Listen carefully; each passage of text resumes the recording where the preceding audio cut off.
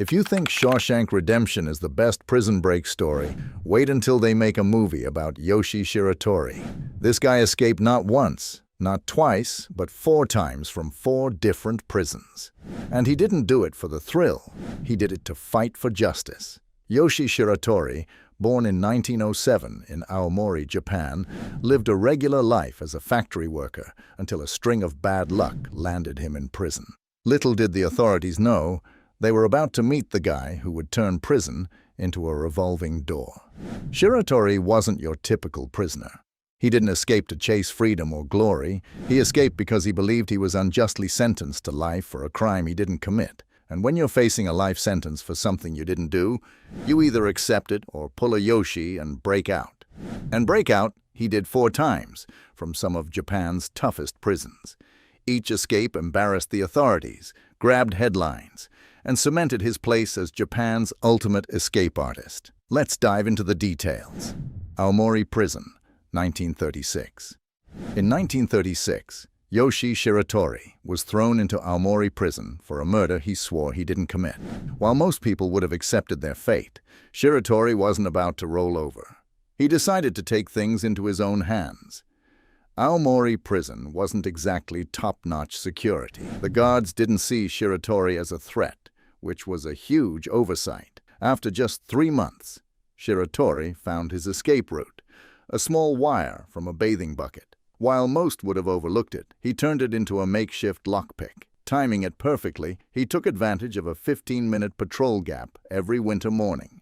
At 5:30 a.m., with freezing hands, he picked his cell door lock and quickly unlocked the rest of the doors. No dramatic escape, no alarms, just a quiet walk into the early morning, blending into the darkness.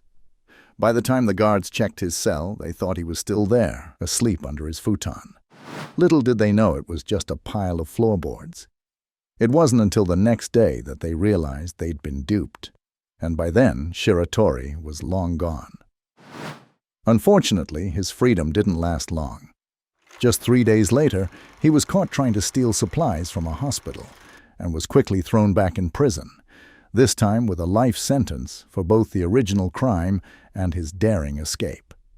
This first breakout was just the start for Shiratori, who would go on to become one of Japan's most notorious prison escape artists. Using something as ordinary as a bucket wire to break free was only the beginning of his incredible, movie-worthy escape saga. Akita Prison, 1942. In 1942, 6 years after his first escape, Shiratori was transferred to Akita Prison during World War II. If his previous stint was tough, this was worse. The guards, eager to punish him for his earlier escape, subjected him to brutal beatings, intense manual labor, freezing concrete floors, and solitary confinement in a high-security cell with locked windows and copper walls. He was also handcuffed 24/7, and the guards were sure he was finally secure. But Shiratori? Not so much. Despite everything, he stayed strong. One guard, Kobayashi, showed him a little decency. He never hit him, and even checked on him sometimes. Maybe that small bit of kindness helped keep him going. Shiratori, being the escape artist he was, managed to pick his handcuffs with a wire he found. He then climbed the unclimbable copper walls like a lizard, using his hands and feet. Every night, he worked on loosening the window frame.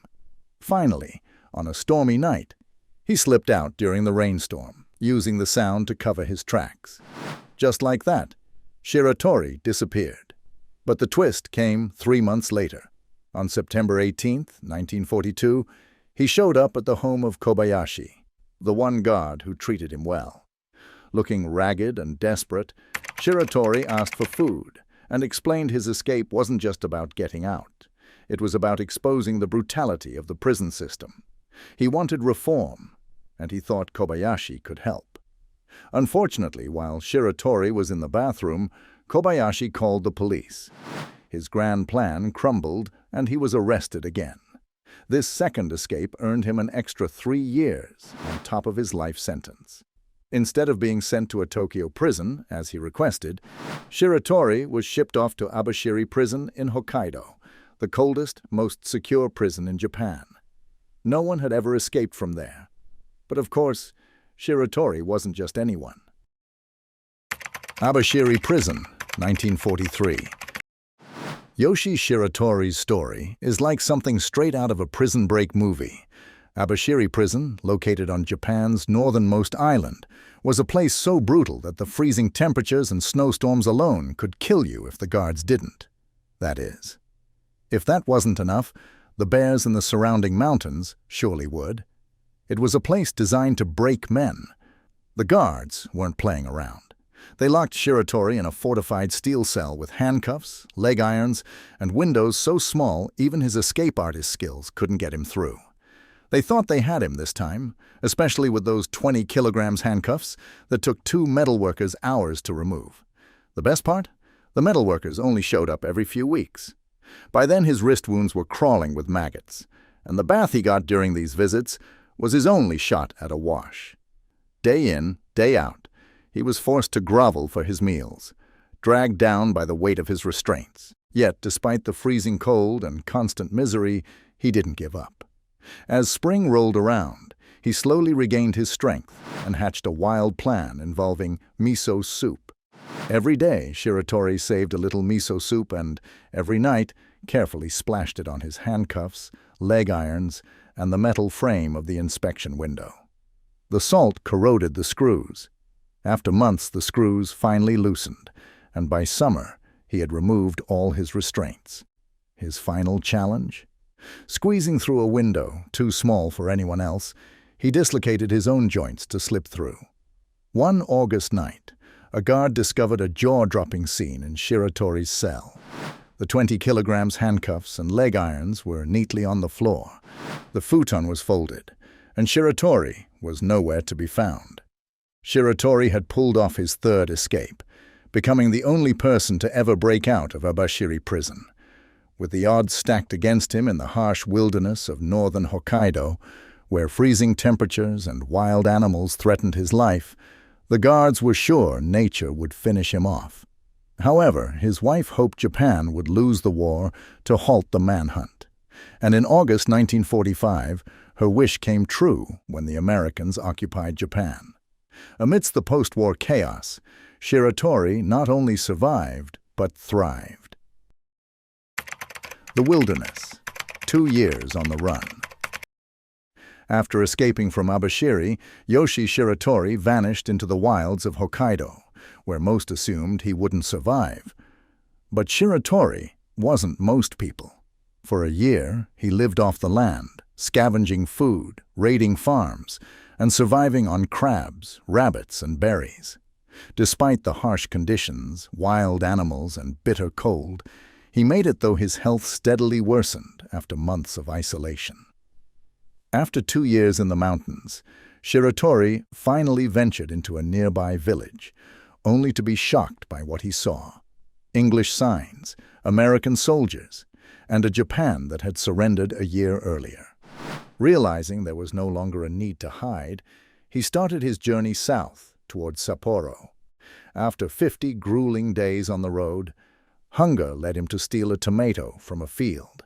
Unfortunately, a farmer caught him, and in the ensuing struggle, the farmer was fatally stabbed.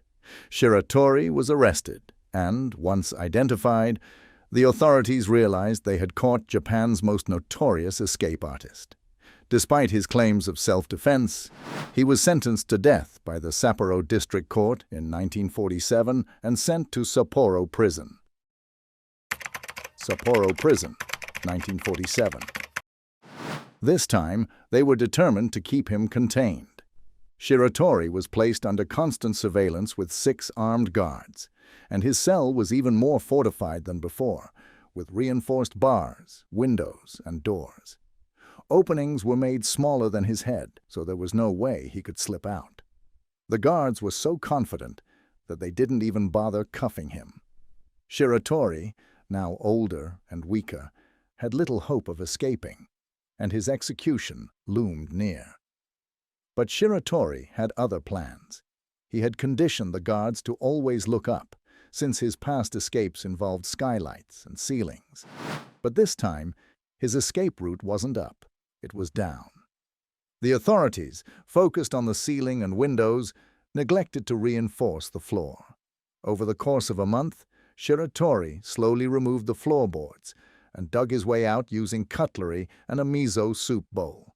Each night he carefully replaced the boards, hiding his work beneath his futon. The guards never suspected anything.